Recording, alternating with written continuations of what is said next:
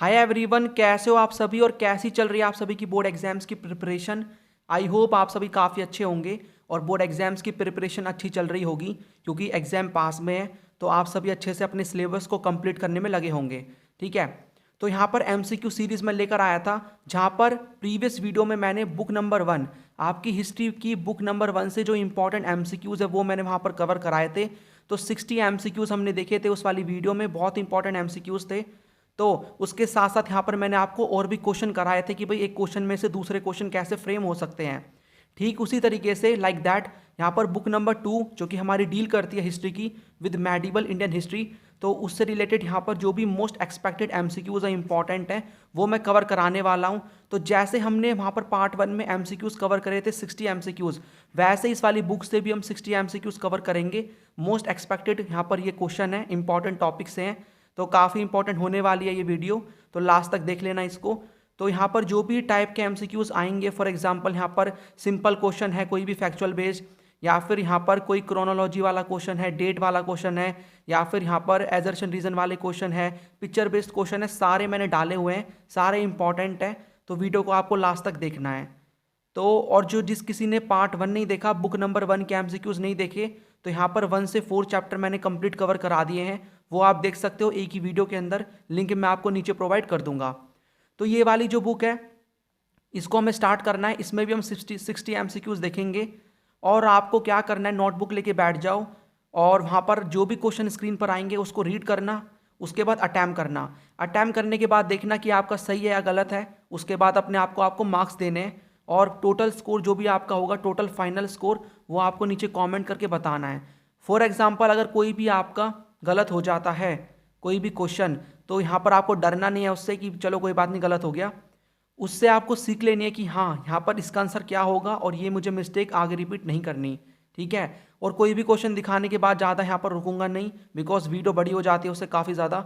तो आपको क्वेश्चन दिखाते ही जब मैं आपको दिखाऊंगा वीडियो आप पॉज कर लेना, उसके बाद अटैम्प्ट करना, फिर क्रॉस चेक करना। ठीक है, चैप्टर वाइज चलेंगे, हर चैप्टर से 15 एमसीक्यूज मैंने डाले हैं। तो यहाँ पर 4 चैप्टर हैं, टोटल हमारे पास 60 एमसीक्यूज हैं। तो वीडियो 40 से 50 मिनट की हो सकती है, पूरी लास्ट तक देखना। राइट, चलिए फिर स्टार्ट करते हैं। हमारा चैप्टर नंबर 5 है through the eyes of travellers, इसके एमसीक्यूज देखते हैं। और यहाँ पर कोई भी एमसीक्यू है अगर उससे रिलेटेड और भी कोई क्वेश्चन बन सकता है दूसरा, तो वो भी मैं आपको बताऊंगा, इट मीन्स एक्स्ट्रा इन्फॉर्मेशन भी बताऊंगा। ठीक है, तो एमसीक्यू 60 है, लेकिन आपको और भी इन्फॉर्मेशन मिलेगी जिससे आप आराम से क्वेश्चन सॉल्व कर पाओगे अपने एग्जाम में। तो यहाँ पर पहला क्वेश्चन है, किसने यहाँ पर किताबुल हिंद लिखी है? तो किताबुल हिंद नाम की किताब किसने लिखी है? इब्न बतूता ने, अल-बिरूनी ने, फ्रैंकोइस बर्नियर या फिर मार्को पोलो। अटैम्प्ट कर लिया, तो इसका जो करेक्ट आंसर है वो है अल-बिरूनी। जी हाँ, अल-बिरूनी ने यहाँ पर किताबुल हिंद नाम की किताब लिखी है। और इब्न बतूता ने लिखी थी कौन सी किताब? रीला, सो RIHLA, रीला। और फ्रैंकोइस बर्नियर ने लिखी थी ट्रैवल्स इन दी मुगल एम्पायर, सो ट्रैवल्स इन दी मुगल एम्पायर, ट्रैवल्स इन दी मुगल एम्पायर नामी किताब लिखी है फ्रैंकोइस बर्नियर ने। ठीक है, तो आपको ये याद रखना है। तो यहाँ पर अल-बिरूनी का पूछा है क्वेश्चन, यहाँ पर इब्न बतूता और फ्रैंकोइस बर्नियर के ऊपर भी आ सकता है। सेकंड यहाँ पर क्वेश्चन हमारा है, which of the following cities according to Ibn Battuta was the largest? तो इब्न बतूता के अकॉर्डिंग कौन सी सिटी लार्जेस्ट थी, बड़ी थी? सूरत, दिल्ली, दौलताबाद या फिर आगरा? सो करेक्ट आंसर है दिल्ली। दिल्ली बड़ी सिटी थी किसके अकॉर्डिंग? यहाँ पर इब्न बतूता के अकॉर्डिंग। ठीक है, और यहाँ पर ये बोलते हैं इब्न बतूता की जो दौलताबाद है वो भी काफ़ी बड़ी सिटी थी दिल्ली के बाद, तो जो कि राइवली प्रोवाइड कर रही थी, राइवली दिल्ली को, मतलब एक तरीके से चैलेंज कर रही थी दिल्ली को भी कि वो भी एक तरीके से जितनी बड़ी सिटी दिल्ली है उतने के आसपास ही हमें दौलताबाद भी देखने को मिलती है। सो फर्स्ट नंबर पे दिल्ली है, सेकंड नंबर पे दौलताबाद। ठीक है, उसके बाद यहाँ पर थर्ड क्वेश्चन है, Ibn Battuta had set of for India in the year. इसका मतलब इब्न बतूता इंडिया में कब आए थे? तो यहाँ पर दे रखी हैं डेट्स, यहाँ पर 1221 से 1222 CE, 1332 से 1333 CE, या फिर 1347 टू 1348 CE, 1441 टू 1412 CE। तो आपको इसका आंसर बताना है। तो वो यहाँ पर आए थे 1332 से 1333 CE। ठीक है, तो इंडिया में वो आए थे इब्न बतूता, और किस कंट्री से आए थे वो इसके ऊपर भी यहाँ पर क्वेश्चन आई थिंक देखेंगे हम यहाँ पर। उसके बाद फोर्थ क्वेश्चन क्या है, the chief of the merchant community in urban centre was known as. तो जो चीफ होता है मर्चेंट की कम्युनिटी का, उसको अर्बन सेंटर में क्या बोला जाता था? नगर सेठ, महाजन, मुल्लाज या फिर वेद्स। तो क्या बोलते थे? हम बोलते थे नगर सेठ। ठीक है, तो यहाँ पर आप देख सकते हो मर्चेंट कौन होता है? जो कि व्यापार करता है, ट्रेड करता है। तो उसके चीफ को, उसके हेड को हम नगर सेठ बोलते थे अर्बन में। ठीक है, अर्बन मतलब यहाँ पर देखो, आप देख लो, नगर मतलब अर्बन, सेठ ठीक है चीफ। क्वेश्चन नंबर यहाँ पर 5 है, who found Delhi as a city full of exciting opportunities. तो किसने बोला कि जो दिल्ली है वो एक सिटी है जिसमें फुल ऑफ एक्साइटिंग अपॉर्चुनिटीज, जिसके पास टैलेंट है, स्किल है, वो अपना बेस्ट दे सकता है दिल्ली के अंदर। तो किसने बोला? ये इब्न बतूता ने, अल बिरूनी ने, फ्रैंकोइस बर्नियर, कार्ल मार्क्स। देखो ये वाला जो आपका चैप्टर है, यहाँ पर आपको यही याद रखना है कि भाई कौन सा ट्रैवलर कब आया, ठीक है, कौन सी कंट्री से आया, उसने क्या बोला, किसके बारे में इंफॉर्मेशन दी है। तो इससे रिलेटेड बहुत क्वेश्चन एग्जाम में आएंगे। तो किसने यहाँ पर बताया है? तो that was Ibn Battuta. So Ibn Battuta यहाँ पर कई सारी सिटीज़ को विजिट करते हैं और वो बताते हैं कि जो दिल्ली है वो फुल ऑफ एक्साइटिंग अपॉर्चुनिटीज़ वाली सिटी थी, बाजार के बारे में बताते हैं और कई सारी इंफॉर्मेशन और भी देते हैं। सो इसका आंसर होगा ए। क्वेश्चन नंबर 6 यहाँ पर बताना है आपको, find out from the following pairs which one is correctly match. तो ये देख लेना क्या पूछा है, करेक्टली मैच पूछा है। सो रीला किसने लिखी है? फ्रैंकोइस बर्नियर ने। ठीक है, उसके बाद travels in the Mughal empire, Ibn Battuta. Okay, Kitabul Hind, Al Biruni, और Marco Polo, journey to the court of Akbar. तो आपको सही बतानी है। पहला यहाँ पर ऑप्शन देखो क्या सही है? नहीं, बिकॉज रीला किसने लिखी है? इब्न बतूता ने। Travels in the Mughal empire Ibn Battuta ने नहीं लिखी, बल्कि किसने लिखी है? फ्रैंकोइस बर्नियर ने। और यहाँ पर किताबुल हिंद अल बिरूनी ने लिखी है। तो इसका आंसर हो जाएगा सी, बिकॉज यहाँ पर करेक्ट पूछा है। तो यहाँ पर जो पहला वाला क्वेश्चन था मैंने आपको दिखाया भी था कि आपको सभी जो तीनों ट्रैवलर्स इंडिया में आए थे उनकी बुक याद रखनी है। तो याद रखना, ठीक है, तीनों ने कौन कौन सी बुक लिखी है। क्वेश्चन नंबर 7 की तरफ चलते हैं। Which of these French travellers came to India during 17th century. तो यहाँ पर कौन से फ्रेंच ट्रैवलर इंडिया में आए थे 17th सेंचुरी में?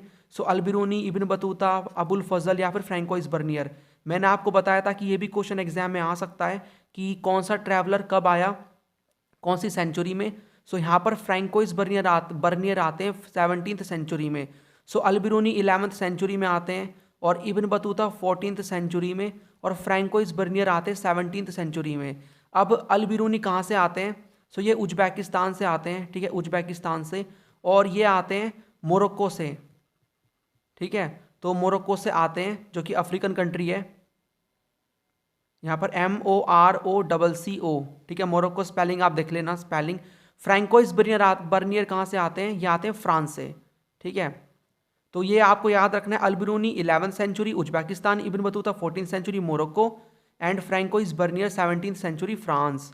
उसके बाद क्वेश्चन नंबर 8वां है, which of the following was not one of the barriers as discussed by Al Biruni.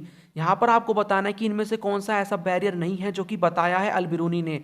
तो अल बिरूनी ने बता रखा है कि भाई कौन कौन सी यहाँ पर बैरियर्स थी, प्रॉब्लम थी जो कि उनको फेस करनी पड़ी थी। ठीक है, जब वो इंडिया में आए थे और इन्होंने इंडिया की जो सोसाइटी है उसको समझा था। तो कौन कौन सा बैरियर इनमें से नहीं है, not one of the barriers. So language, slavery in the eastern societies, differences in religious beliefs and practices, या फिर self absorption and the resulting ignorance of the local population. तो वो है slavery in the eastern societies. तो language उनके लिए barrier थी। ठीक है, जो डिफरेंसेस थे रिलीजियस बिलीव्स एंड प्रैक्टिसेस में वो भी उनके लिए बैरियर थे। और ये बताते हैं कि भाई वहाँ पर जो लोकल पॉपुलेशन है वहाँ की, उससे वो एक तरीके से लिंक भी नहीं है। ठीक है, एक तरीके से उनके बारे में जानते नहीं है, कोई कनेक्शन नहीं है उनसे। तो ये वाला भी उनके लिए बैरियर था। So this was not the barrier, slavery in the eastern societies. और यही यहाँ पर पूछा है, not one of the barriers. तो 20 का आंसर होगा। क्वेश्चन नंबर 9 है, which of the following statements is incorrect. तो यहाँ पर देख लेना क्या पूछा है। क्वेश्चन गलत करके आ जाते हैं काफ़ी बच्चे कि यहाँ पर क्या पूछा है, आपको देखना है इनकरेक्ट पूछा है या फिर करेक्ट पूछा है। सो इनकरेक्ट है यहाँ पर। पहला यहाँ पर बोल रही है, पहली statement, according to Ibn Battuta the nut of the coconut tree looked similar to a man's head. ठीक है, वो जो कोकोनट का नट है वो मैन के हेड जैसा लग रहा था उनको। या फिर बर्नियर के अकॉर्डिंग इंडियन पीजेंट्री एक्सप्लॉइट किया जाता था इंडियन पीजेंट्री को बाय द लैंडलॉर्ड्स। या फिर Abdul Razzaq perhaps is perhaps the only historian जिन्होंने इन्फॉर्मेशन हमें प्रोवाइड करी है जो इंपीरियल कारखाना है, ठीक है, और वर्कशॉप। उसके बाद Ibn Battuta gave a detailed account of slavery in India. तो इनकरेक्ट आपको बताना है। सारी स्टेटमेंट पढ़ ली, ऑप्शंस पढ़ लिए। अब बारी बारी देखते हैं। देखो पहले यहाँ पर क्या बोल रहा है, पहला according to Ibn Battuta the nut of the coconut tree looked similar to a man's head. हाँ, इन्होंने बताया है किसके बारे में, जो नट है कोकोनट का उसके बारे में बता रखा है कि जो नट है कोकोनट ट्री का वो लगता था मैन के हेड जैसा। ठीक है, और उसके बाद सेकंड यहाँ पर है बर्नियर के अकॉर्डिंग इंडियन जो पीजेंट्री थी उसको बहुत ज़्यादा एक्सप्लॉइट किया जाता था बड़े बड़े लैंडलॉर्ड्स के द्वारा, ये भी सही स्टेटमेंट है। उसके बाद ये वाली देखो, Ibn Battuta gave a detailed account of the slavery in India, तो स्लेवरी के बारे में इब्न बतूता ने बताया, ये भी सही है। तो यहाँ पर ये ऑटोमेटिकली हमारा आंसर हो जाएगा इनकरेक्ट। ठीक है, क्योंकि वो अब्दुल रज़ाक ही पहले यहाँ पर ओनली हिस्टोरियन, यहाँ पर ओनली पूछा है, क्या अब्दुल रज़ाक ही ऐसे इकलौते हिस्टोरियन थे जिन्होंने हमें इंफॉर्मेशन प्रोवाइड करी है about the working of the imperial कारखाना और वर्कशॉप, और भी तो होंगे ना। ठीक है, क्वेश्चन नंबर यहाँ पर 10 क्या है, चूज द करेक्ट ऑप्शन, तो आपको यहाँ पर करेक्ट ऑप्शन बताना है। तो Ibn Battuta travelled extensively in China, Al Biruni found the Indian cities quite populated, या फिर अल-बिरूनी जेंटली इन्फ्लुएंस्ड थे by the Indian postal system, या फिर according to Ibn Battuta crown ownership was quite disastrous for farmers. Correct बताना है, बारी बारी देखते हैं। Ibn Battuta travelled extensively in China, यहाँ पर एक तरीके से, ठीक है। उसके बाद यहाँ पर आपको करेक्ट बताना है, ठीक है। अल-बिरूनी फाउंड करते हैं इंडियन सिटीज़ को क्वाइट पॉपुलेटेड, नहीं, सिटीज़ के बारे में डिस्क्रिप्शन हमें इब्न बतूता देते हैं। ठीक है, इब्न बतूता हमें डिस्क्रिप्शन देते हैं, बताते हैं सिटीज़ के बारे में, तो यहाँ पर अल-बिरूनी नहीं आएगा, इब्न बतूता आएगा। स्टेटमेंट गलत है। Al Biruni was gently influenced by the Indian postal system, नहीं, इब्न बतूता इटसेल्फ हमें पोस्टल सिस्टम के बारे में बताते हैं कि भाई पोस्टल सिस्टम था, यहाँ पर हॉर्स पोस्ट था जिसको वो उल्लुक बोलते हैं। ठीक है, और यहाँ पर फुट पोस्ट भी था, जो कि बोलते हैं वो कि जो यहाँ पर फुट पोस्ट है वो हॉर्स पोस्ट से भी बहुत ज़्यादा फास्ट था। और यहाँ पर ये स्टेटमेंट भी गलत है, यानी बिकॉज इब्न बतूता बोलते हैं, ये भी गलत है। According to Ibn Battuta crown ownership was quite disasters for farmers, नहीं, इब्न बतूता के अकॉर्डिंग ऐसा नहीं था। It was according to the Francois Bernier की जो क्राउन ओनरशिप है वो बहुत डिजास्टर्स थी फार्मर्स के लिए। तो स्टेटमेंट करेक्ट कौन सी है, स्टेटमेंट हमारी ए, ऑप्शन ए हमारा करेक्ट है। Ibn Battuta travelled extensively in China, तो वो देखो इब्न बतूता के लिए आपकी बुक में एक वर्ड यूज़ किया गया है, दैट इज़ ग्लोब ट्रॉटर। तो ग्लोब ट्रॉटर कौन होता है, जिसने कई सारी कंट्रीज़ को विजिट किया है, दैट इज़ ग्लोब ट्रॉटर, तो वो चाइना भी गए थे। क्वेश्चन नंबर 11 है एजर्शन रीजन वाला क्वेश्चन है। Al Biruni wrote Kitabul Hind in Arabic in a simple and lucid manner, ठीक है। रीजन क्या है, it is a voluminous text including 80 chapters covering subjects like religion, philosophy, festival, astronomy, alchemy, manners, custom, social life, weights, measures, iconography, laws and metrology. आपको यहाँ पर देखो ये किस तरीके से सॉल्व करना है क्वेश्चन, जो पार्ट 1 वाली वीडियो है वो उसमें मैं बता चुका हूँ, और अलग से मैंने एक वीडियो भी अपलोड की है, तो आप उसको देख सकते हो। यहाँ पर आपको बताना होता है कि पहले देखो दोनों स्टेटमेंट को चेक करो कि क्या स्टेटमेंट सही है या फिर गलत है। पहली स्टेटमेंट क्या बोलती है, एजर्शन क्या बोलता है कि अल-बिरूनी ने किताबुल हिंद लिखी है अरेबिक में और सिंपल है, लूसिड है, ठीक है, सही स्टेटमेंट है। दूसरा यहाँ पर एक वॉल्यूमिनस टेक्स्ट है जो कि 80 चैप्टर में डिवाइड और ये सारे सब्जेक्ट कवर करती है, ठीक है। हमने पढ़ा है किताबुल के हिंद के बारे में, तो यही सब है उसमें। तो ये दो तो हो ही नहीं सकते ऑप्शन, 50-50 हमारे चांसेस अगैन। दोनों में कोई कनेक्शन है, हाँ जी कनेक्शन है, ये भी किताबुल हिंद के बारे में बताता है, ये भी, ये इसको एक तरीके से एक्सप्लेन कर रही है, रीजन इस स्टेटमेंट को एक्सप्लेन ही कर रहा है। सो दोनों में कनेक्शन है, that's why both A and R is true, R is the correct explanation of A, ये आपका आंसर होगा। कितनों का सही है मुझे कमेंट में बताना। यहाँ पर हमारा 12th क्वेश्चन है, which of the following statement is incorrect. अभी देखो मैंने आपको बताया था कि कौन सी कंट्री से वो आए थे, किस सेंचुरी में, ये इंपॉर्टेंट है। तो कौन सी इसमें से जो स्टेटमेंट है वो इनकरेक्ट है, आपको ये बताना है। तो अल-बिरूनी इंडिया में आए थे 11th सेंचुरी में उज्बेकिस्तान से, ठीक है, स्टेटमेंट सही है। इब्न बतूता आए थे इंडिया में 14th सेंचुरी में मोरक्को से, 14th सेंचुरी में मोरक्को से आए थे, ठीक है। अब्दुल रज़ाक इंडिया में आए थे 15th सेंचुरी फ्रॉम हेरात, जो कि अफगानिस्तान में है, ठीक है, ये भी सही है। अब्दुल रज़ाक आए थे 15th सेंचुरी में। फ्रैंकोइस बर्नियर इंडिया में आए थे 17th सेंचुरी में फ्रॉम पोर्तुगल, नहीं, वो आए थे फ्रांस से, ये सही है। 17th सेंचुरी में आए थे Francois Bernier, but he came from the France, not Portugal. और आपको यहाँ पर ये इसका आंसर होगा, ये स्टेटमेंट आपको ये सी आपको एक्स्ट्रा इन्फॉर्मेशन दे रहा है कि अगर अब्दुल रज़ाक के ऊपर क्वेश्चन आता है तो वो 15th सेंचुरी में हेरात जो कि अफगानिस्तान में वहाँ से वो आए थे। तो इसको भी आप एज अ बुलेट पॉइंट बना के अपनी नोटबुक में लिख लो। क्वेश्चन नंबर 13 बोलता है कि according to Ibn Battuta account the city that rival Delhi was, तो वो सिटी जो कि एक तरीके से राइवलरी थी दिल्ली को कंपटीशन प्रोवाइड कर रही थी पॉपुलेशन में। सो वो मुल्तान थी, ग्वालियर, लाहौर या फिर दौलताबाद। सो दैट वाज दौलताबाद। ठीक है, दौलताबाद। क्वेश्चन नंबर 14 यहाँ पर क्या है, what are the objects on which travellers compiled. तो क्वेश्चन नंबर 14 है what are the subjects on which travellers compiled their accounts. तो जो ट्रैवलर्स आते थे वो कौन कौन से यहाँ पर चीज़ों के बारे में हमें बताते थे, affairs of the court, religious issues, architecture या फिर सभी के बारे में। तो हमें सभी के बारे में इंफॉर्मेशन मिलती है।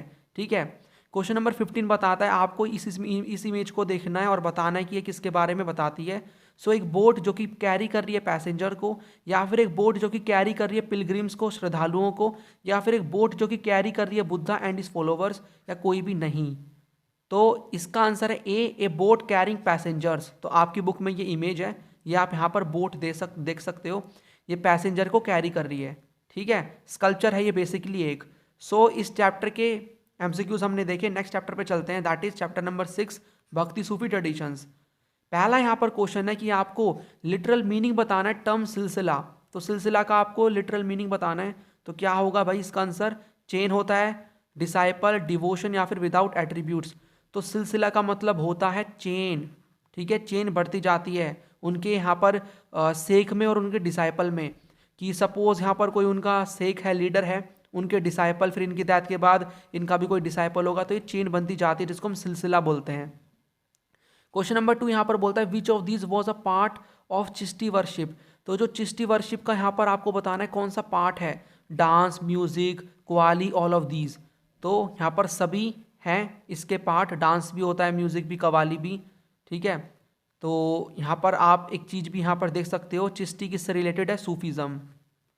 ठीक है, सूफीज़म में हमें सिलसिलास देखने को मिलते हैं। तो सिलसिला देखने को मिलते हैं, उनमें से एक था चिश्ती सिलसिला। तो चिश्ती जो सिलसिला है, ठीक है, तो उससे रिलेटेड हमें यहाँ पर क्वेश्चन पूछा है।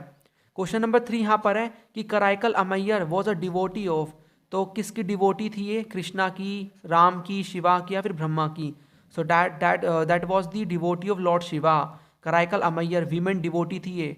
ठीक है, she was the women devotee. ठीक है, और ये अलवर थी, नयानर थी, ये बताना मुझे एक बार, ये नयानर थी, Nayanar devotee, women devotee Nayanar of Shiva. Question number यहाँ पर 4 है अलवर एंड नयानर्स वर भक्त ऑफ। तो अलवर और नयानर भक्त थे कहाँ के, कैलरा के, कर्नाटका के, तमिलनाडु, आंध्र प्रदेश। तो वो थे तमिलनाडु के। ठीक है, तमिलनाडु से ही यहाँ पर हमें देखने को मिलता है कि ये जो मूवमेंट था ये स्टार्ट हुआ था। क्वेश्चन नंबर 5 है कि जो 9th गुरु थे जिनकी कंपोजिशन है। सो जो 9th गुरु थे whose composition were compiled in the Guru Granth Sahib was. तो 9वें गुरु आपको बताने हैं जिनकी कंपोजिशन को कंपाइल किया गया है गुरु ग्रंथ साहिब में। तो 9वें वो कौन से गुरु थे, वो थे गुरु तेग बहादुर या फिर बाबा गुरु नानक, गुरु गोविंद सिंह या फिर गुरु अर्जन देव। सो that was the Guru Tegh Bahadur, that was the 9th गुरु। ठीक है, और इस क्वेश्चन में यहाँ पर मैं आपको 2-3 एक्स्ट्रा पॉइंट्स भी बताऊंगा। जैसे कि यहाँ पर जो बाबा गुरु नानक थे, इन्होंने अपना प्रीसेप्टर किसको चुना, अंगद को। सो यहाँ पर अंगद वॉज दी प्रीसेप्टर। ठीक है, किसके, बाबा गुरु नानक के। और यहाँ पर हमें देखने को मिलते हैं 5वें प्रीसेप्टर। तो 5वें प्रीसेप्टर जो कि कौन थे, सो यहाँ पर आप मेरे साथ लिख सकते हो गुरु अर्जन देव। सो Guru Arjan, ARJAN, Arjan Dev was the 5th प्रीसेप्टर। ठीक है, 5वें ये प्रीसेप्टर थे गुरु अर्जन देव। इन्होंने क्या किया, इन्होंने बाबा गुरु नानक की जो टीचिंग्स हैं उनको प्लस में, बाबा गुरु नानक की टीचिंग को प्लस में, और जो अदर 4 पहले यहाँ पर आ चुके हैं, यहाँ पर ये जो गुरु हैं सिखिज्म में, और प्लस में यहाँ पर कई सारे जो और भी रिलीजियस पोएट हैं जैसे कि बाबा फारिड या फिर रविदास, कबीर, इनको इनकी जो टीचिंग्स वगैरह इनको कंपाइल किया किस में, किस टेक्स्ट में, ये भी क्वेश्चन आ सकता है। That was Adi Granth Sahib. ठीक है, सो अधिग्रंथ साहिब में इन्होंने किया है। और अधिग्रंथ साहिब में जो भी हाइम्स लिखे गए हैं, हाइम्स को हम कहते हैं गुरबानी। ठीक है, ये वाला क्वेश्चन भी आ सकता है, गुरबानी। और यहाँ पर हमें देखने को मिलते हैं गुरु गोविंद सिंह। तो गुरु गोविंद सिंह जो कि हमें देखने को मिलते हैं यहाँ पर, इन्होंने खालसा पंथ स्टार्ट किया है। ठीक है, खालसा पंथ को इन्होंने एक तरीके से फाउंड किया था। खालसा पंथ फाउंडर है खालसा पंथ के, जो कि एक तरीके से क्या है, इनका एक मिलिट्री फोर्स है, राइट। सो क्वेश्चन नंबर यहाँ पर 6 क्या है, ये सभी इन्फॉर्मेशन एक्स्ट्रा इन्फॉर्मेशन याद रखना इसको, इससे रिलेटेड भी क्वेश्चन बन सकता है एग्जाम में। क्वेश्चन नंबर 6 है व्हाट इज शारिया। शारिया क्या है, मुस्लिम सूफी संत हैं, या फिर फास्टिंग जो कि मंथ ऑफ रमजान में रखते हैं, या फिर लॉ हैं जो कि गवर्न करते हैं मुस्लिम कम्युनिटी को, या फिर एल्म्स देना, दान देना। सो शारिया है वो लॉज जो कि गवर्न करते हैं मुस्लिम सोसाइटी को, मुस्लिम कम्युनिटी को। क्वेश्चन नंबर यहाँ पर 7 क्या बोलता है कि dash advocated A form of निर्गुण भक्ति। तो भक्ति को हमने 2 पार्ट्स में डिवाइड किया था, ठीक है, भक्ति को 2 पार्ट्स में डिवाइड किया था। पहली यहाँ पर हमारी भक्ति आती है सगुण, और दूसरी यहाँ पर जो हमारी भक्ति आती है दैट इज निर्गुण, ठीक है। यहाँ पर सगुण भक्ति में हमें एट्रीब्यूट्स देखने को मिलते हैं, यानी कि हम यहाँ पर आइडल वर्शिप करेंगे, आइडल वर्शिप यहाँ पर होती है। लेकिन निर्गुण भक्ति में कोई भी एट्रीब्यूट्स नहीं होते, यहाँ पर आइडल वर्शिप नहीं होती।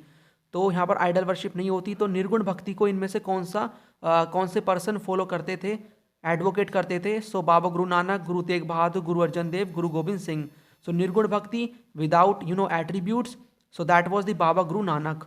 क्वेश्चन नंबर 8वां है दैट इज अ प्रैक्टिस जहाँ पर वीमेन मैरिज के बाद अपने ही घर में रहती है अपने हस्बैंड और बच्चों के साथ, ठीक है, जिसको आप घर जमाई वाला सिस्टम बोल सकते हो। सो एक्सोगैमी, एंडोगैमी, पैट्री लोकल रेजिडेंस या फिर मैट्री लोकल रेजिडेंस। आपने पार्ट 1 अगर देखा है या फिर आपने चैप्टर 3 पढ़ा है तो आप आराम से समझ सकते हो, ये तो हो ही नहीं सकते। पैट्री लोकल भी नहीं हो सकते, यहाँ पर है मैट्री लोकल रेजिडेंस इसको कहते हैं। क्वेश्चन नंबर 9 है which of the following statement is incorrect regarding Karaikal Ammaiyar. तो कराइकल अमैयर के ऊपर भी हमने एक क्वेश्चन अभी देखा था, तो आपको इनकरेक्ट बताना है। प्लीज़ यहाँ पर मैं आराम से आप सभी को बोल रहा हूँ, बार बार बोल रहा हूँ, ये देख लेना। जोश में आके भाई मुझे तो कराइकल अमैयर के बारे में पता है, गलत मत करके आ जाना, बहुत रिग्रेट फील होता है एग्जाम के बाद। सो यहाँ पर इनकरेक्ट पूछा है तो आपको इनकरेक्ट ही बताना है, ठीक है। तो वो डिवोटी थी शिवा की, क्या सही है? हाँ जी। उन्होंने जो पाथ है एक्सट्रीम एससेटिसिज्म का वो अडॉप्ट किया था। एससेटिसिज्म का मतलब होता है डिसिप्लिन लेकर आना, सिंपल लाइफस्टाइल जीना। उनकी जो कंपोजिशन है वो प्रिजर्व विद, देखो ये वाली देखो पहले, her composition posed challenge to patriarchal norms.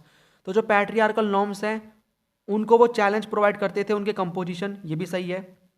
तो इसका आंसर ये होगा सी, जो कि गलत स्टेटमेंट है, क्योंकि देखो उनके जो कंपोजिशन थे उनको अल्वा ट्रेडिशन में नहीं प्रिजर्व किया, बल्कि वो नयानर थी ना, तो वो नयानर थी, इसीलिए यहाँ पर नयानर के ट्रेडिशन में उनके जो कंपोजिशन है उनको एक तरीके से हमने प्रिजर्व किया है। So her composition were preserve within the Alvar ने नयानर ट्रेडिशन।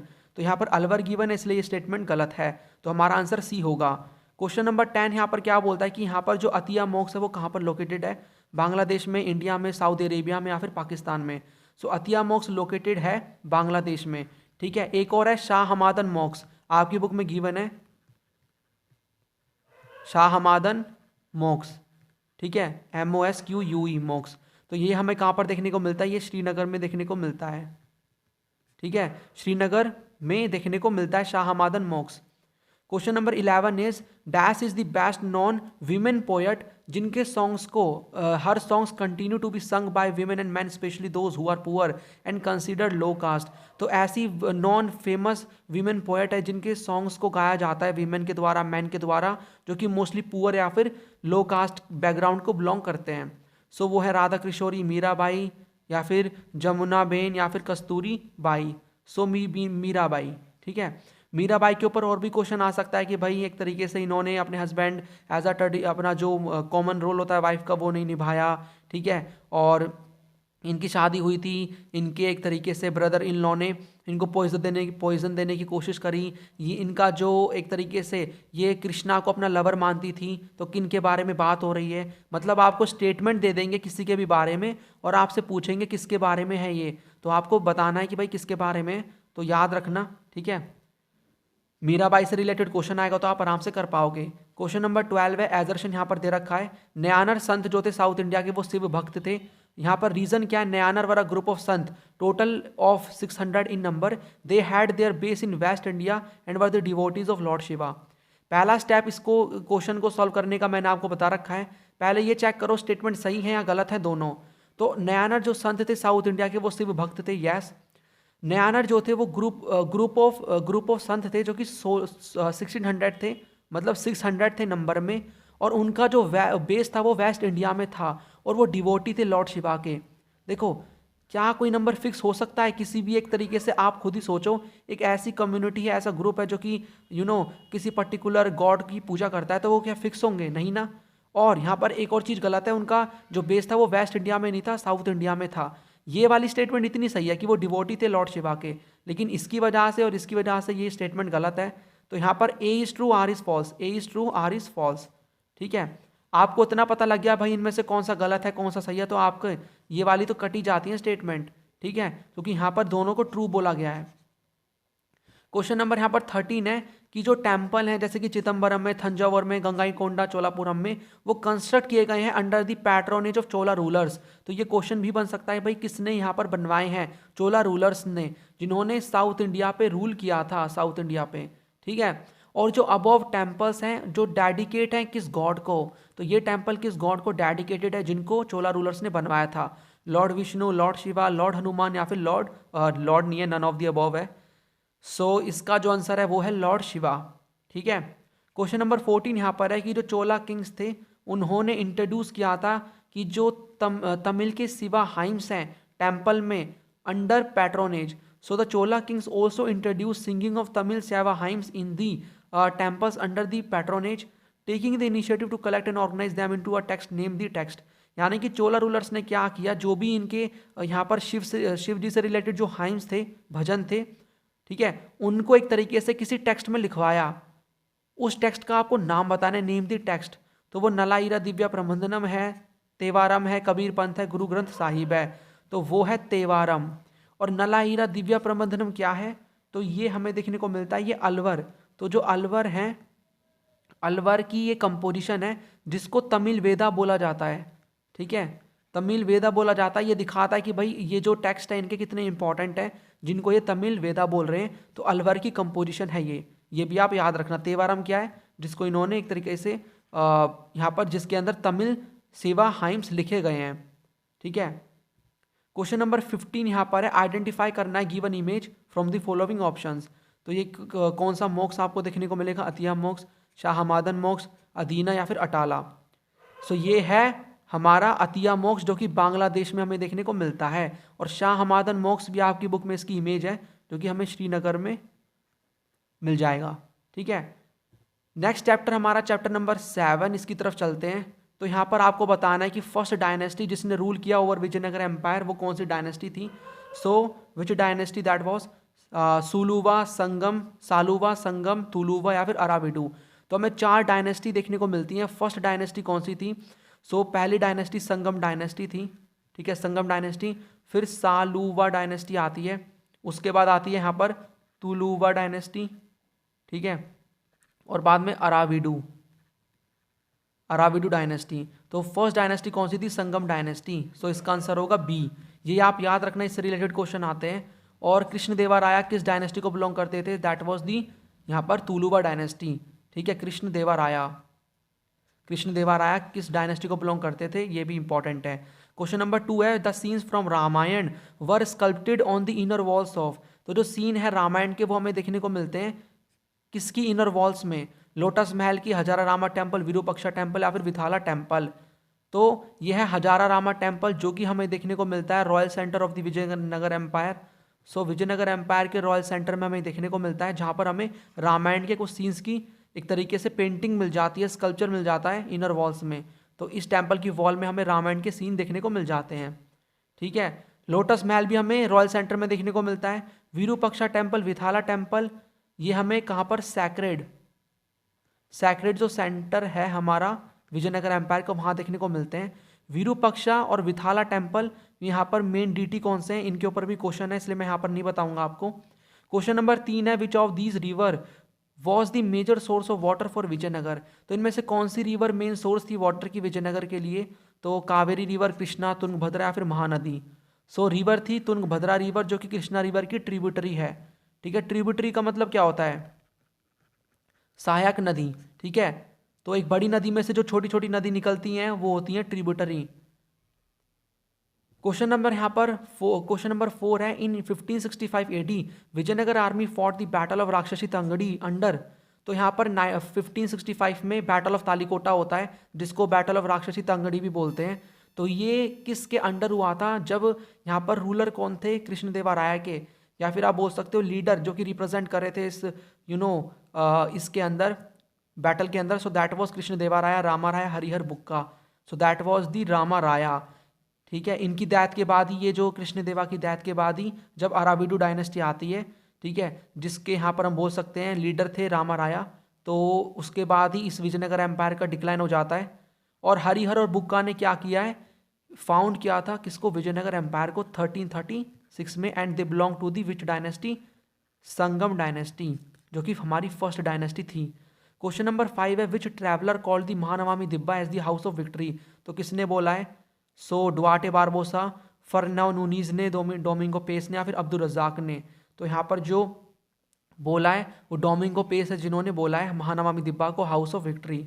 क्वेश्चन नंबर 6 है, the ruins at Hampi were brought to light in 1800 by. तो हम्पी जो है उसके बारे में किसने डिस्कवर किया। देखो इन्होंने तो फाउंड किया है, लेकिन फाउंड होने के बाद भाई वो चीज़ें बीत गई, लेकिन इसको किसने डिस्कवर किया कि भाई ऐसा भी कोई एम्पायर था। सो किसने डिस्कवर किया, सो that was the Colin McKenzie, जिन्होंने डिस्कवर किया विजयनगर एम्पायर को, ठीक है, जिसकी कैपिटल थी हम्पी। क्वेश्चन नंबर 7 है, जिसको मैं आपको बता चुका हूँ ऑलरेडी। देखते हैं कितने कंसंट्रेशन के साथ आप वीडियो देख रहे हो। Krishnadevaraya belong to which dynasty, तो संगम, तुलुवा, सालुवा, या फिर Aravidu. So they belong to Tuluva dynasty. Question number 8 बोलता है कि जो नायक्स थे विजयनगर एम्पायर के, वो क्या थे, कौन थे वो, सेंट्रल मिनिस्टर थे, या फिर मिलिट्री चीफ्स जो कि कंट्रोल कर रहे थे किसी पार्टिकुलर टेरिटरीज को, कैवलरी सोल्जर्स थे, या फिर priest of large powerful temple.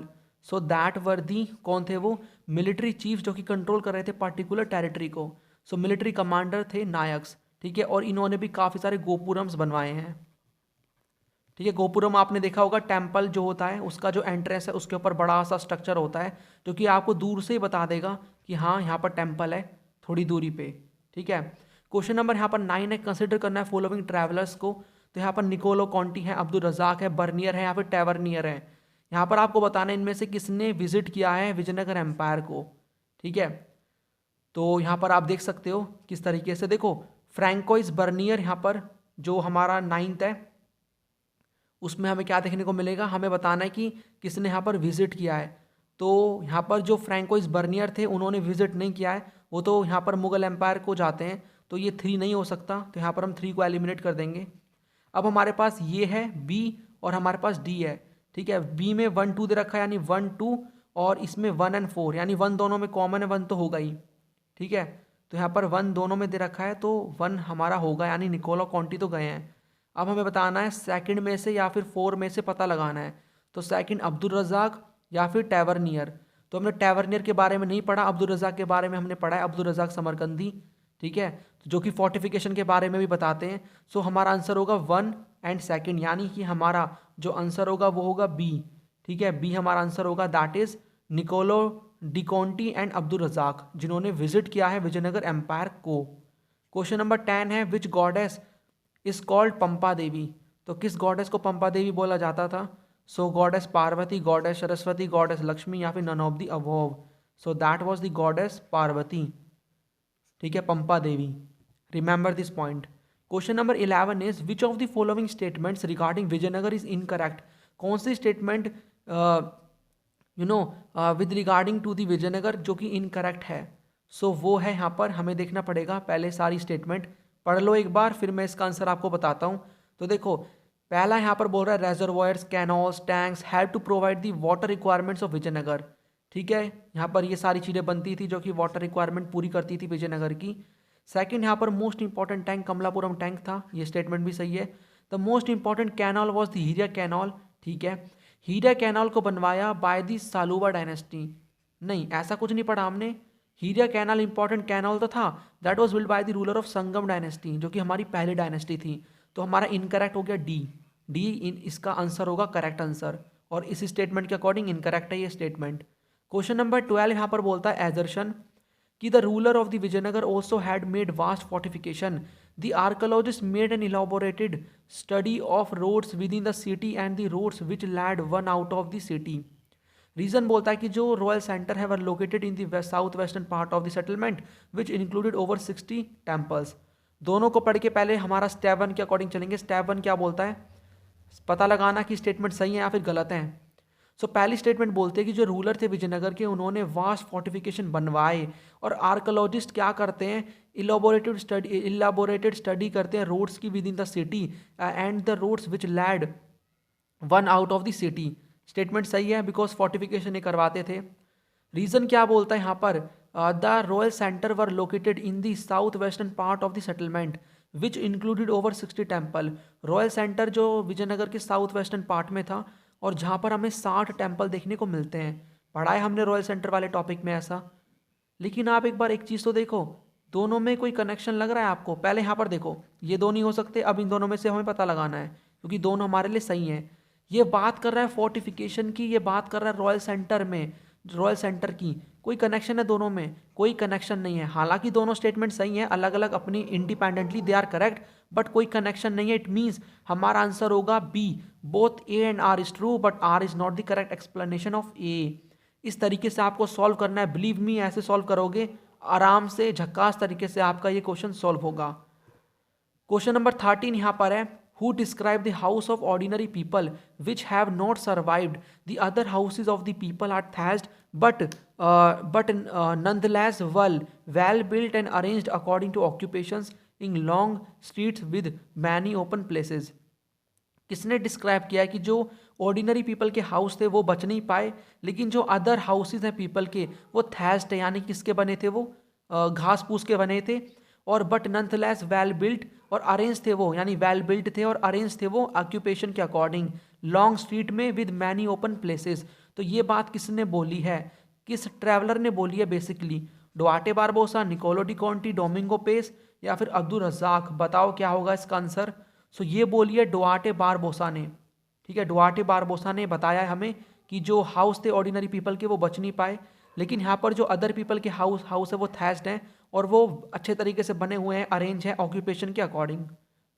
आपको स्ट्रक्चर का नाम बताना है, इमेज नहीं दे रखी आपको, उसके बारे में डिस्क्रिप्शन दे रखा है कि वो लोकेटेड है on one of the highest points in the city, highest point पे with a base of about, तो 11,000 स्क्वायर फीट उसका बेस है और उसकी जो हाइट है वो 40 फीट है। तो हाउस उसकी 40 फीट है और उसका जो ये बेस आपको देखने को मिलेगा ये देखने को मिलेगा 11,000 स्क्वायर फीट। तो क्या ऐसा स्ट्रक्चर था, दैट वॉज दी महानवामी दिब्बा। ठीक है, जो कि हमें रॉयल सेंटर में देखने को मिलता है। और अभी हमने देखा था कि एक फॉरेन ट्रैवलर ने क्या बोला, इसको हाउस ऑफ विक्ट्री भी बोला है। ठीक है, क्वेश्चन नंबर 15 है इमेज बेस्ड क्वेश्चन। ये इमेज आपको किसकी लग रही है? चैरियट है। ठीक है, इतना तो पता है किसका, लेकिन विथाला टेम्पल का, विरूपाक्षा टेम्पल का, हजारारामा टेम्पल का या फिर बृहदेश्वरा टेम्पल का। सो ये देखने को मिलता है हमें किसका है ये, दैट इज चैरियट हमें देखने को मिलता है ये किसका, विथाला टेम्पल का। तो विथाला टेम्पल जो कि डेडिकेटेड है लॉर्ड विष्णु को, और विरूपाक्षा टेम्पल जो कि डेडिकेटेड है लॉर्ड शिवा को, और हजारारामा टेम्पल हमने देख लिया। यहाँ पर हमें रामायण के सीन्स देखने को मिलते हैं जो कि हमें रॉयल सेंटर में देखने को मिलता है। बृहदेश्वरा टेम्पल हमें थंजावुर के अंदर देखने को मिलता है। ठीक है, थंजावुर के अंदर हमें देखने को मिलता है जो कि तमिलनाडु के अंदर है। तो ये क्वेश्चन भी बन सकता है। ठीक है, उसके बाद यहाँ पर हमारा जो लास्ट चैप्टर है वो है हमारा 8th चैप्टर। 8th चैप्टर से हम इंपॉर्टेंट देखते हैं क्वेश्चंस। सो यहाँ पर क्वेश्चन नंबर 1 है, vegetables like tomatoes, potatoes and chillies reached India from the. तो जो ये टोमेटोज हैं, पोटैटो जैसे वेजिटेबल्स हैं, चिलीज हैं, ये इंडिया में कहाँ से आती थी? कॉन्टिनेंटल वर्ल्ड से, मिडल वर्ल्ड, न्यू वर्ल्ड या फिर ओल्ड वर्ल्ड? कहाँ से आते थे? तो ये आते थे न्यू वर्ल्ड से। ठीक है, यूरोपियन कंट्रीज से आते थे, न्यू वर्ल्ड कंट्रीज।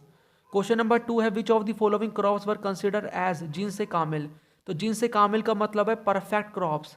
ठीक है, जिनको उगाया जाता था ताकि जो रिवेन्यू है वो बढ़े, बिकॉज ये कैश क्रॉप्स होती थी, रिवेन्यू प्रोवाइड करती थी बहुत ज़्यादा पैसा। तो वो कौन सी क्रॉप है जिनको हम जिनसे कामिल बोल सकते हैं? कॉटन एंड शुगर केन, मेज एंड शुगर केन या फिर rice and wheat, chillies and potatoes.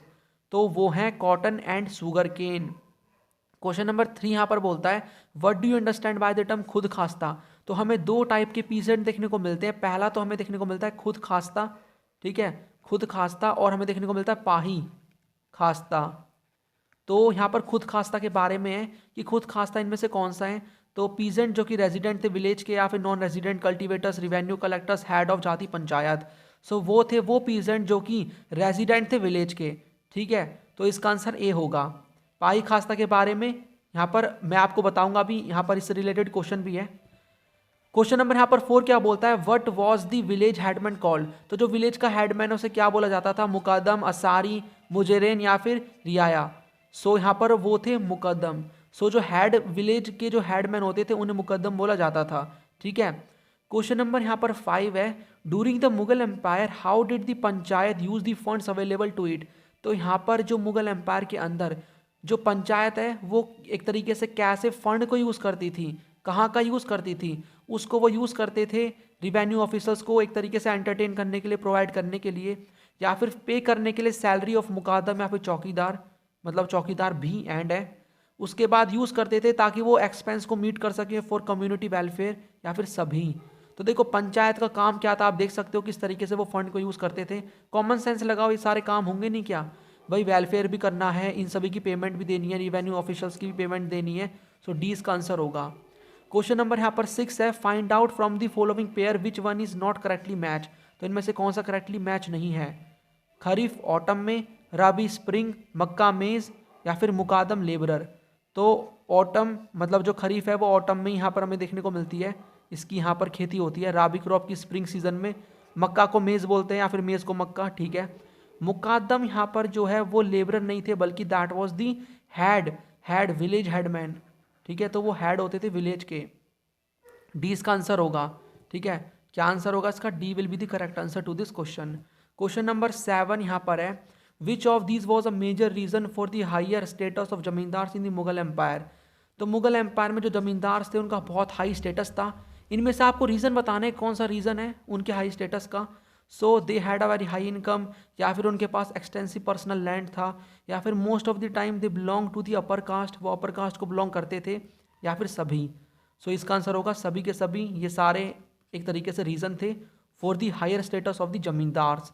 और ये हायर स्टेटस इनका जब अंग्रेज आ जाते हैं तब भी बरकरार रहता है, ठीक है। क्वेश्चन नंबर 8 यहाँ पर आइडेंटिफाई करना है, which of the following is not correct in the context of Mughal empire. तो मुगल एम्पायर के कॉन्टेक्स्ट में इनमें से कौन सी इंफॉर्मेशन करेक्ट नहीं है। स्टेट हेल्प करता था, state help was given for irrigation, जिनसा कामिल was a rabi crop, new crops reached India such as maize, potato etcetera. दो टाइप के यहाँ पर पीजेंट्स थे, खुद खास्ता, पाही खास्ता। तो देखो उल्टा यहाँ पर हम चलते हैं, दो टाइप के पीजेंट थे, हमने अभी पढ़ा है, खुद खास्ता, पाही खास्ता, ठीक है। नई नई क्रॉप्स आती थी, मेज, पोटैटो, न्यू वर्ल्ड से, ओके। उसके बाद स्टेट हेल्प करता था, मतलब स्टेट की जो हेल्प थी वो अवेलेबल थी फॉर इरीगेशन, ठीक है, ये भी सही है। जिनसे कामिल वॉज अ रबी क्रॉप, नहीं, ये बल्कि परफेक्ट क्रॉप हुआ करती थी, जैसे कि यहाँ पर क्रॉप शुगर केन, ठीक है, जो कि मैंने आपको बताया। सो ये दिन से कामिल was not a rabi crop, ये इसकी इनकरेक्ट स्टेटमेंट है। So B will be the correct answer, ठीक है। क्वेश्चन नंबर 9 है कि जो कॉइन्स हैं, dash coins were most prevalent during the Mughal empire. तो मुगल एम्पायर के दौरान यहाँ पर कौन से कॉइन्स बहुत प्रेवलेंट होते थे, gold, copper, tin, silver. So silver, D will be the correct answer. Direct question है, फैक्चुअल। क्वेश्चन नंबर 10 है, dash was an important gene से कामिल ऑफ सेंट्रल इंडिया। तो सेंट्रल इंडिया का आपको जीन से कामिल बताना इंपॉर्टेंट, तो वो कौन था, कॉटन, कौन सी क्रॉप थी, शुगर केन, ऑयल सीड्स या फिर सभी। तो वो सभी के सभी थे यहाँ पर इंपॉर्टेंट जीन्स ए कामिल of central India. Question number 11 is, assertion दे रखा है, sources of 17th century depict that there were two kinds of peasants, these were the खुद खास्ता एंड पाही खास्ता, ओके। रीजन यहाँ पर बता रखा है, खुद खास्ता permanently lived in villages, they had their own land and practice agriculture over there, alright, while the Pahi Khasta cultivated land on contractual basis which originally belonged to someone else। पहले हमारा step one क्या बोलता है, check करना। हमें source जो है 17th century के, वो बताते हैं कि दो टाइप के पीजेंट हमें देखने को मिलते हैं, खुद खास्ता, पाही खास्ता। हाँ जी सही है बिल्कुल। खुद खास्ता वो थे जो कि परमानेंटली विलेज में रहते थे, रेजिडेंट थे विलेज के, और उनका खुद का लैंड था, वो प्रैक्टिस करते थे एग्रीकल्चर ओवर देयर, ठीक है। इतनी स्टेटमेंट सही लग रही है मेरे को, आगे देखते हैं। वाइल दी पाही खास्ता cultivated land on contractual basis, इनके ये रेजिडेंट नहीं थे विलेज के, ठीक है। और ये एक तरीके से क्या करते थे, ये कॉन्ट्रैक्चुअल बेसिस पे हमें देखने को मिलता है, ये क्या करते थे, एग्रीकल्चर करते थे, which originally belong to someone else, जो कि बिलोंग करता था किसी और को, हाँ जी, ये स्टेटमेंट भी सही है। सो यहाँ पर हमें देखने को मिल जाते हैं, तो ये ऑप्शन यहाँ पर नहीं हो सकता। ठीक है, और अब आप देखो दोनों में कनेक्शन है कि नहीं है। ठीक है, दोनों में कनेक्शन है बिकॉज ये इसी को एक्सप्लेन कर रहा है, इस स्टेटमेंट को ये आर एक्सप्लेन कर रहा है ना, तो A will be the correct answer. Both A and R is true and R is the correct explanation of A. खुद खास्ता एंड पाही खास्ता इंपॉर्टेंट टॉपिक है। उसके बाद यहाँ पर 12th क्वेश्चन है, during 16th and 17th century nearly 85% of the population वो विलेजेस में रहते थे, एग्रीकल्चर मेन ऑक्यूपेशन था। तो यहाँ पर देखो, यहाँ पर ये अब पहला स्टेप हमारा क्या है, चेक करना। तो 16th सेंचुरी और 17th सेंचुरी में नियरली 85% लोग इंडियन पॉपुलेशन विलेज में रहती थी, हाँ रहती थी। एग्रीकल्चर मेन ऑक्यूपेशन था पीपल का, ठीक है, यानी कि ये दोनों नहीं हो सकते। इन दोनों में से पता लगाना है हमें कनेक्शन है कि नहीं है। देखो ये बता रहा है कि 85% पॉपुलेशन विलेज में रहती थी, ये ऑक्यूपेशन की बात कर रहा है। कनेक्शन मुझे तो नहीं लग रहा दोनों में कोई कनेक्शन है। ठीक है, कनेक्शन नहीं है कुछ भी यहाँ पर। तो यहाँ पर 20 का आंसर होगा बिकॉज दोनों ट्रू है, लेकिन आर करेक्ट एक्सप्लेनेशन नहीं है ए की, बिकॉज ए अलग बात कर रहा है कि भाई नियरली 85% लोग विलेजेस में रहते थे। ठीक है, एग्रीकल्चर मेन ऑक्यूपेशन था। तो यहाँ पर अगर 85% विलेज में रह रहे हैं लोग, तो और भी तो कुछ काम करते होंगे वो लोग, तो एग्रीकल्चर उनका मेन ऑक्यूपेशन था, ये सही है, बट दोनों में कोई भी लिंक नहीं है। सो दैट्स वाई बी होगा इसका करेक्ट आंसर। यहाँ पर आपको क्वेश्चन नंबर 13 में बताना है, what was the basic unit of agricultural society. तो जो एग्रीकल्चरल सोसाइटी है उसका आपको बताना है बेसिक यूनिट क्या था। सो वो स्टेट है, सिटी है, टाउन या फिर विलेज। तो किसी भी एग्रीकल्चरल सोसाइटी की जो बेसिक यूनिट वो विलेज ही तो होगी, विलेज में यहाँ पर ज़्यादा हमें एग्रीकल्चर देखने को मिलता है। So D will be the correct answer. Question number 14 is what does the third part of an मुल्क आबादी डील विद। तो यहाँ पर हमें देखने को मिलती है एन ए अखबारी।